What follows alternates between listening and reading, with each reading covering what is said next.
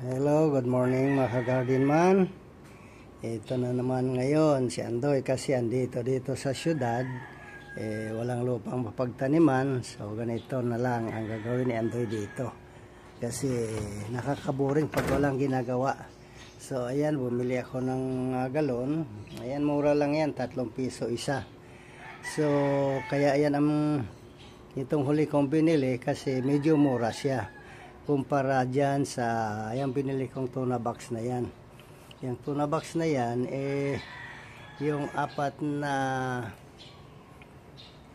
piraso ng tuna box ay nagkahalaga ng 1,995, so almost 2,000. So ano lang yan, bari 84 holes lang yan. So kung tataniman mo ng litos, bali ano lang, 84 na piraso. So hindi naman pwedeng taniman lahat ng pipino kasi mag-rambol-rambol na sila dyan. So ang ginawa ko, ayan yung sa gilid, yung malapit sa barandillas, ayan ang linagay ko pipino. Ayan gumagapang na. Ayan, 1 buwan na yan. Yung pipino ko na yan. Ayan. At ayan, sinubukan ko rin yan na tanim dito sa galon. So ayan, maganda rin pagsulo sa galon. Ayan, maganda siya, mas malaki ang kanyang mga dahon. Ayan, yung sa kabila 2. Ayan, pero okay din.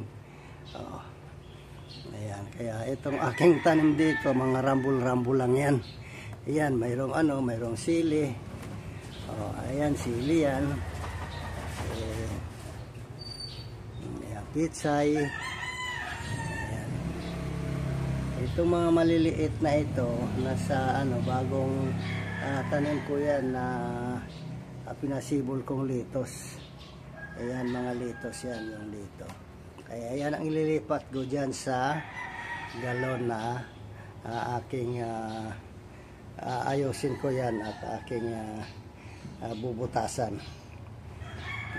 Okay, hanggang dito na lamang mga ka-farmers, mga ka-garden man. Sana nagustuhan nyo itong aking video. Okay, thank you Lord.